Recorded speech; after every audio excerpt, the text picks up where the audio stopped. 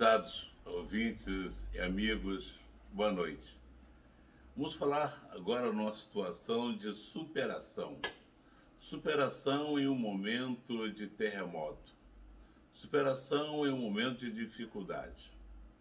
Eu não sei se você já esteve diante de um terremoto, mas sabemos pela história que o terremoto é sempre algo terrível e que as consequências também são terríveis. Vamos encontrar um relato bíblico sobre isto e na vida de Paulo, o apóstolo Paulo, no livro de Atos, capítulo 16, do versículo 25 até o 28. E assim nos diz a palavra de Deus. Por volta da meia-noite, Paulo e Silas estavam orando e cantando hinos a Deus. Os outros presos estavam ouvindo. De repente, houve um terremoto tão violento que os alicerces da prisão foram abalados. Imediatamente, todas as portas se abriram e as correntes de todos os presos se soltaram. O carcereiro acordou e, vendo abertas as portas da prisão, desembainhou a sua espada para suicidar-se, porque pensava ele que os presos haviam fugido. Mas Paulo e Silas gritaram para ele: "Não faça isso, estamos todos aqui." Estamos todos aqui. Nessa situação em que Paulo e Silas estavam sendo maltratados em um presídio e nesse momento há esse terremoto. Paulo e Silas estavam fazendo uma visita à cidade de Filipos. Era a sua segunda viagem missionária. Eles estavam indo da Ásia Menor para a Grécia. Esse relato está em Atos 16, do versículo 6 ao versículo 12. Filipos era uma cidade importante, era uma colônia romana, onde os romanos gozavam de muitos privilégios, inclusive a isenção de espancamento e prisão. Foi aí que Paulo conheceu uma senhora por nome Lídia, uma comerciante de tecidos com tons de púrpura. E ela e sua família tornaram-se os primeiros crentes na cidade. E ali foi o núcleo da primeira igreja europeia. Logo, os opositores se manifestaram. Vemos isso no versículo 22 do capítulo 16 de Atos. Os magistrados locais, que não sabiam da identidade de Paulo, nem da identidade de Silas, como cidadãos romanos, mandaram que fossem açoitados e presos.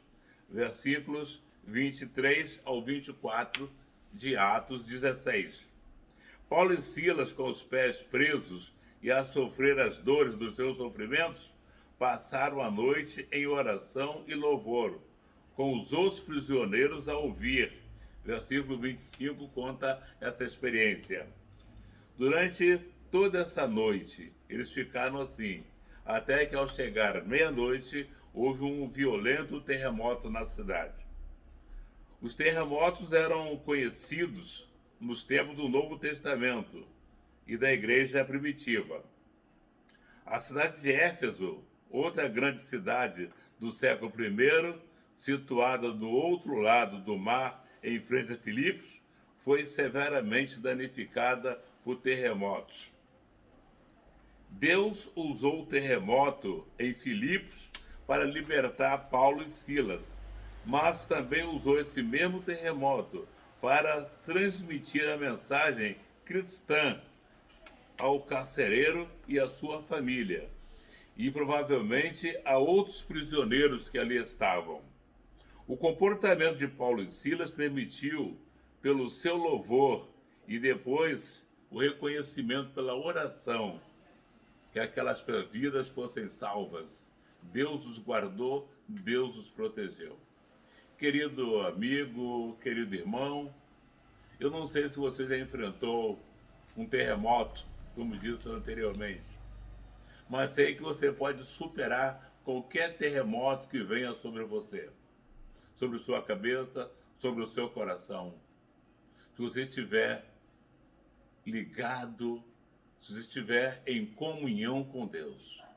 Porque assim estavam Paulo e Silas, orando e cantando hinos a Deus. E Deus os guardou, Deus os libertou, e se ele fez isto com Paulo e Silas, pode muito bem fazer comigo ou fazer com você e com tantas outras pessoas que seremos usados por ele para transmitir a palavra dele, e assim as pessoas serão alcançadas pela sua graça e pela sua misericórdia.